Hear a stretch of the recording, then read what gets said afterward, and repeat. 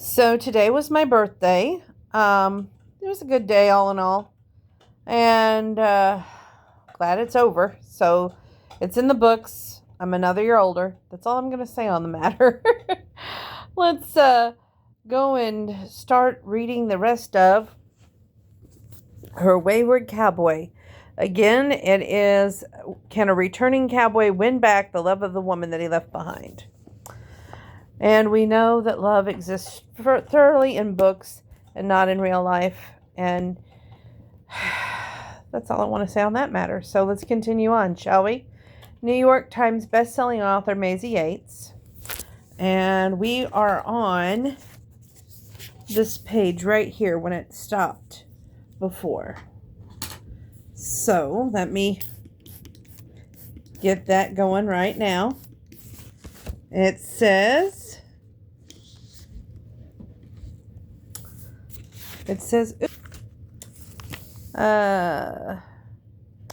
maybe there would be clarity here, except she never had an easy time finding clarity in herself. If it were that simple, she'd have done it before. How did I somehow know that you'd be here? She turned and saw Micah standing there, his hands stuffed in his pockets. He was dimly lit by the light of the moon. It was still impacting to see him there, tall and strong and broad. He was beautiful, just beautiful, and she wasn't. She had seen the way he looked at her in the house, but he didn't know. He still thought that she was that young, unspoiled girl that she'd been. Actually, he probably assumed something a little different, that she gained years of experience in the time away. Instead, she was frozen, pickled in her bitterness, and she was sick of herself. And how exactly did you know I would be down here? You liked the swing, too. You noticed. I shouldn't have. I felt bad about it. I wanted to figure out a way to be friends with you, but even being a friend, it seemed like maybe it wasn't right because I was a lot older than you. You still are. It's different, sure. But I felt connected to you just the same, and I remember, coming down here and finding you pushing you on the swing. She remembered that too. She remembered his strong hands gripping the ropes of the swing as he held it back and let it fly. But he didn't move any closer now. Didn't do it like he'd done it then. You were such a funny little thing, he said, and we were different. But somehow I thought maybe you understood me better than anyone else I've ever met. She felt the same. It hurt her to hear him say that. She hated that he had said that, because it reminded her of feeling like she could talk to him, a feeling like maybe they uniquely understood where the other one was coming from. He told her all about his life in Texas. She knew that he didn't have a father. She hadn't had to ask because she remembered all these things he told her. Remember and held them close to her heart. Remember and knew she would never forget. I really do remember the stuff you told me about your dad. I know you didn't get along with him, he said. Nobody gets along with my dad, she said. It's not a matter of getting along with him. It's about the way, it is his way, or it's the highway. And there really is no other way about it. That's who he is. He doesn't brook any nonsense. And he considers a lot of things nonsense. That's the other thing. It doesn't matter what you think is reasonable or not. What matters is what he thinks is reasonable. Yeah, I seem to recall you having difficulty with him. We shouldn't have been friends, she said. She stopped swinging herself, letting the swing stop. And we weren't, were we? Because when you left, you never got in touch with me again. I couldn't, he said. Because the thing is, we were friends, but I was also attracted to you. And I had to go home and deal with the mess that I made myself, and I had to grow up. You were young, but I was hardly finished maturing myself. I'm not saying that I am now, but I've come a long way. Yeah, well, I want to know what's happened in your life since then. You can see what's happened in mine. But she didn't want to say. She didn't want to tell him about what she'd been through. She didn't want to talk about all of her pain. She didn't want to admit that she was the least popular person at Four Corners, that even her own brothers would probably sell her out in exchange for other people, because she was such a pain in the ass, because she just wasn't, because she had all the pain and the anguish inside of her, and she didn't know what to do with it. She never had, because she'd never been understood, and not once in her whole life. And then she gone and made it worse, that she had thought that she met a person who saw her, knew her, got her, and then he left. And why do you want to know anything about me? You're going to leave again. We both know that. What's the point in knowing me? She jumped off the swing, and she felt irritated anger rising up inside of her that tended to show up right when she needed to push someone away. Are we friends, Michael? Were we ever? Or were you just some guy sniffing around looking to get a piece of ass? It was not like that, and you know it. I happen to think you're worth getting to know. I always have. The reason that Daniel knows about this place is that I talk about it. I didn't want to leave.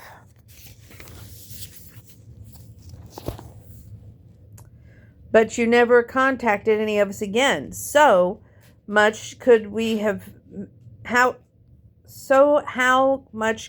mattered? Did it ever occur to you that you meant so much to me I couldn't contact you again? And then he turned away from her, and without saying a word, he walked away, leaving her with a jumble of confusion and feelings that she didn't know what to do with. Chapter 9. Arizona was doing her level best to keep space between her and Micah, but she was not having similar luck keeping any kind of space from Daniel. The kid was everywhere. He was a nice kid, but kids weren't really her thing in general. Can I ask you something? He said, coming up to her while she was grooming one of the horses. I have a feeling you're going to ask whatever I say. Yeah, maybe, the kid said. It's only that I want to learn more about horses. I mean, I'm at my dad's part-time, but not all the time. Yeah, she said, that must be tough. Yeah, I'd like to spend more time with him, but it's the agreement he has with my mom. She's difficult. She felt uncomfortable, like she shouldn't listen to the slander about Daniel's mother, particularly given the tangled relationship she had with Micah back then. Sorry about that. What about you? He asked. How was your mom? Well, she's dead, said Arizona, so there's that. I'm sorry, the kid said, looking uncomfortable. Don't be sorry. I was pretty little when she died. I don't really remember her. My dad's the one who did the most of the raising. He's hard. He thinks that life is going to break you, so you need to get really tough love, I guess, except he was always forgot the love part. My dad's not like that, he said. My dad's great. He tries. He's kind of hard, but he tries. He calls me every day on video call when I'm with my mom. He smiled, and I'm probably closer to my dad than people that live there with their dads all the time. But you still ran all the way out here. I just wanted to get away. I don't like school back in Texas. The classes are huge, and I can't pay attention. I'd rather be outside working. I don't like it when the teachers get mad at me and my mom gets mad at me. And right, so you were in a little bit of a tough spot. I shouldn't have made my dad worry. No, she said, you shouldn't have. But I can teach you about horses if you want. Thanks, he said. Can I help you with this one? And even though she felt like she was going to regret it, getting close to this kid, letting him help her out. Yeah, all right, come on. Chapter 10. He had been tempting fate, going and looking for Arizona a week ago, and he managed to stay away from her since then. He also had taken some of what he had to say to heart. Oh, not the part where she said she's gotten angry at him. There was nothing to be said about what he hadn't done about all those years ago. He wasn't going to pretend that he was the greatest man of all time, but he had behaved appropriately with her, and he wasn't going to let her take his skin off about it. He might not have been able to help his attraction to her, but he hadn't taken it as far as he wanted to. She had been young, it was true. She had been a woman, and if she had been a woman, it was just that she was a young one. And he had scruples enough, even when he'd been an idiot, that he wasn't going to take advantage. But he definitely took on board of somewhat she had said about Daniel. One thing he did remember from being here was that she always had an adversarial relationship with Gentry King. He didn't want that for himself and his son. Hell, they already spent too much time apart, and that wasn't what he wanted, nor was it what he would have chosen, but that was the life they had decided by the court. There wasn't much he could do about it. He tried, but she was right. He had told Daniel that they would do this for 30 days, and he needed to try in his earnest rather than just using it as a chance to teach his son a lesson. And he told himself he didn't have anything to do with Arizona or the fact that she still captivated him. Even keeping a distance from her the last few days, he could observe quite a few changes about the way she was. She was angry now. He didn't really know why. He felt compelled to find out, and he did feel that it might be the better part of valor to leave that stone unturned. After all, he was leaving again. He made that arrangement for his ranch to be fully cared for without him being present, but he would be going back at the end of the 30 days. To give Daniel his credit, he seemed to be having the time of his life, and the King brothers had just made it their mission to give him a taste of just about every task the ranch offered. And at nights, Micah often went down to the swing to see if Arizona was there. He wasn't perfect. There were things he thought that might be best, and things he felt compelled toward. They were not always the same. He was down there tonight. It was a beautiful summer evening. The moon was full, reflecting on the water, and then he saw her, down at the lake shore. Her arms wrapped around herself. Even from far away, he could tell how she was holding herself, because even with all the years between them now, he knew the shape of her moods. So much more angry and combative now than she'd been before. Except with Daniel, she was great with him. He made sure that his footsteps were loud as he approached. So even though she didn't turn, he had a fair idea that she knew he was there. "Haven't seen you in a couple of days," she said. "I've seen you, even if it was just across the field." She did turn. "Maybe I did see you." Yeah, he had figured as much. That they were in the proximity to one another, and they saw each other clearly enough. "I've been thinking," she continued. "I want to finish what we didn't before." "And what is that?" "We never slept together, and I think we ought to. We both wanted to, but for reasons it didn't happen. So here we are, circling each other again, when we're both grown adults who know about this time you're leaving. It doesn't change what we want, so why be coy about it?" There was an element of boldness that was intrinsic enough to her character that he didn't question it. But there was something about this type of boldness particularly, that had a false note ringing beneath it. He couldn't quite make out what it was, something soft and uncertain beneath all that bravado. "It was hell, you know," he said, "leaving here." He didn't know how to tear down her walls, but he knew how to tear down his own. Having a child did that for you. And while he didn't always do the right thing with Daniel, Daniel had made him change deeply. Because in order to be a parent of a child in a difficult situation, a child who had one parent that couldn't grow up no matter what, it seemed you had to do a hell of a lot of your own work to make sure that kid wasn't a huge mess. And all right, Daniel coming out here without telling anybody suggested that he might be more of a mess than Michael wanted to admit. But for the most part, he tried. So, if he needed to be the one to tear himself down here too, he was willing to do it. I had to do it. Lacey called. She was 8 months pregnant. And finally telling me about it, I asked her to get a paternity test. She did. By the time I got home, she had the ball rolling on that, and I provided the DNA. Couldn't deny that the kid was mine, and I knew I needed to make changes. I didn't think she and I could make a marriage work. but I did wonder if we could make a family. So I thought we might as well go ahead and try and see what happened. I didn't think of it as a marriage till death do us part. I thought of it as giving our family a fighting chance because I knew that I would never be my dad, the man who donated genetic material and never showed up. I knew I couldn't be that. I also knew that I couldn't be the same person that I was when I left Texas. He let that settle over him in his bones, the truth of it, before he continued. My time here, it changed me, mellowed me out a bit. I'm grateful for it. I think it is one of the reasons that I was able to be the father I am. That couple of years after Daniel was born, it was tough. Lacey was resentful and was in and out the door. She had affairs. I didn't care so much for me. She and I didn't have a physical relationship at that point. I didn't care because of me. I cared because I knew she didn't love Daniel the way that I did, and it made me angry. How can you not love that kid with everything that you are? I couldn't understand it then, and I can't understand it now. She left when he was 3. I had full custody until he was 5.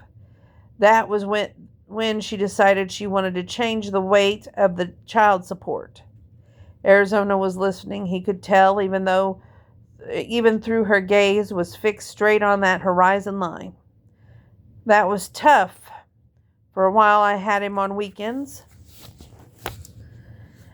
As he got older, I got him for the holidays and all the school breaks. It's not enough. I drove down to Dallas, visit several times when I don't have him, and sometimes he stays with me for a weekend. I thought a lot of times about selling the ranch so that I could be closer, but then I'm worried that I won't have the legacy to leave him. He shook his head. I'm not too proud to tell you that I spent a lot of time crying into my whiskey about it. Kids have a way of stripping away that thing that makes you think that you're tough. Yeah, I think I took that away from me pretty effectively. I guess if something is going to make you weak, it might as well be your own kid. Why tell me all that? Because you're holding something back. You're angry, Arizona, I can see it. And you're propositioning me like it doesn't matter, and hell, maybe you do just want to have a good time because the attraction that we felt before is still there. It is for me, but I wonder if there's more. She tilted her chin up, her eyes squinting. Let me tell you something. I didn't get softer in the years since you were here. I couldn't afford to. I got harder because sometimes life throws stuff at you and it's not an opportunity to let your guard down. You got to build a higher wall, a harder wall. I'm not tearing down a wall for you, Micah Stone. You're leaving again, and I'm not destroying myself and everything I created to protect myself for you. You just want to sleep with me? Yes, that's what I want. It's a take it or leave it kind of thing. He wanted more. He realized in that moment, and he had to wonder if he cared. He was cursed. He had been bound for all these years to a woman he wanted less of, quite frankly.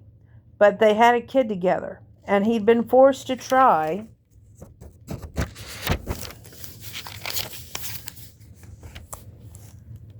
and make something work. He'd done his best. He had to leave and had to go away, had to step up and be the best dad he could to be worthy of Arizona. Now he was here, ready to give her more, everything, and she didn't want it, refused to even give him a chance. But would she give him this? And maybe this was the bottom line. This was the opportunity. This was the moment, so he had to take it. So he took a step towards her and let the future be its own problem. He took a step towards her and he decided that what happened after tonight didn't matter. He took a step towards her and he let his guard down. Then he wrapped his arms around her waist and lowered his head. And finally, after all these years, he kissed Arizona King again. Chapter 11.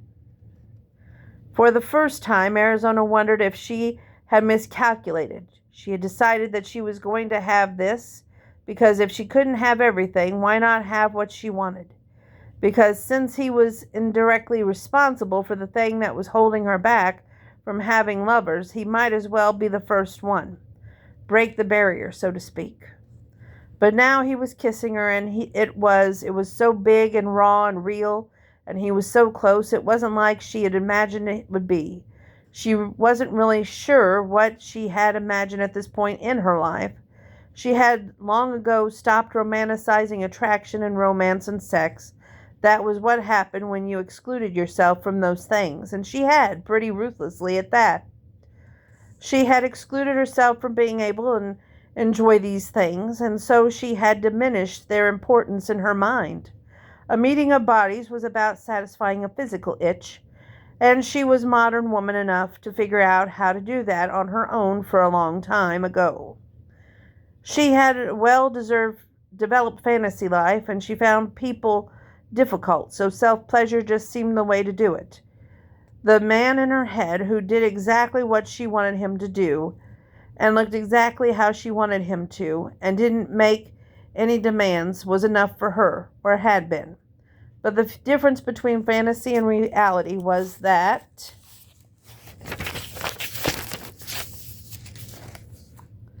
reality brought in another person. It stole her control. She was not in charge of this man. She couldn't tell him what to do. She couldn't force the moment to fade to black. She couldn't make this easier. His kiss was hard and dark, and when he slid his tongue against hers, it made her shiver. We're about to lose the phone, so we're going to start right here after I upload this. And I'm hoping to finish this book tonight, as I've told you before. I'm getting ready to go back to college, and it'll probably cut down on our time together, and I'm sorry, but we will be more sporadic in the future with our stories. But I thank you for your time and tuning in, and God bless each and every one of you.